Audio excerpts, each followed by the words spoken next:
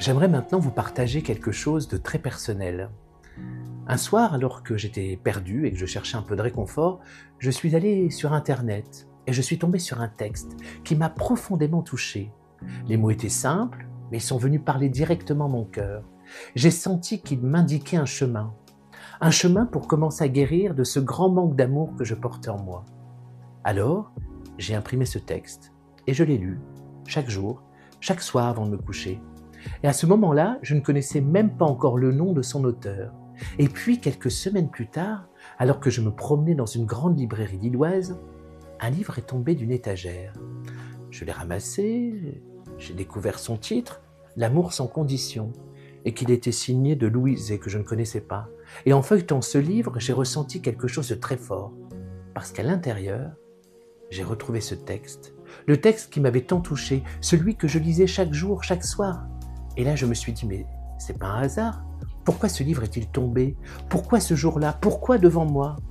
Alors j'ai compris. J'ai compris que j'étais guidé, que mon ange m'avait sans doute conduit jusque-là. D'abord, jusqu'à ces mots, puis jusqu'à ce livre et jusqu'à Louise. Je crois que nous sommes parfois guidés plus que nous ne l'imaginons, par une intuition, par une phrase, par un signe discret, comme si une présence aimante essayait doucement de nous conduire vers ce qui peut nous faire du bien. Ce que Louise Hay m'a appris entre autres, c'est ceci. Pour accueillir le bonheur, l'amour, la paix, encore faut-il s'autoriser à les recevoir. Souvent, ce n'est pas la vie qui nous refuse le meilleur. C'est nous qui avons du mal à croire que nous y avons droit. Alors, apprendre à se dire « je mérite » peut devenir un véritable chemin de guérison.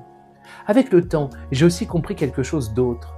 Peut-être que, finalement, il ne s'agit pas simplement de mériter l'amour, peut-être qu'il s'agit surtout de se rappeler que nous sommes déjà dignes d'être aimés. Peut-être que l'amour n'est pas quelque chose à gagner, ni à prouver, ça c'est sûr d'ailleurs, mais quelque chose à accueillir, quelque chose qui demande moins d'efforts et plus de douceur envers soi-même. Alors apprendre à s'aimer un peu plus, à se parler autrement, à se regarder avec davantage de tendresse, c'est peut-être cela aussi le vrai chemin. Passer de « je dois mériter » à « je peux recevoir ». Passer de l'attente d'amour à l'ouverture du cœur. Je vous propose maintenant d'écouter ce texte dans sa version complète, celui qui m'a accompagné et qui, peut-être, viendra toucher quelque chose en vous. Il m'a fallu du temps avant de pouvoir me dire toutes ces phrases, et plus encore avant de réussir à y trouver un véritable réconfort. Mais parfois, il suffit d'entendre une vérité plusieurs fois, avec douceur, pour qu'un jour, elle commence enfin à descendre dans le cœur. Allons-y. Je mérite. Je mérite tout le bien, pas un petit peu, pas un petit bout, mais tout. Je chasse maintenant toutes les pensées négatives et restrictives. J'abandonne toutes les limitations de mes parents. J'aime mes parents, mais je vais plus loin qu'eux. Dans mon esprit, je suis totalement libre. Je me dirige maintenant vers un nouvel espace de conscience où je veux me voir différemment.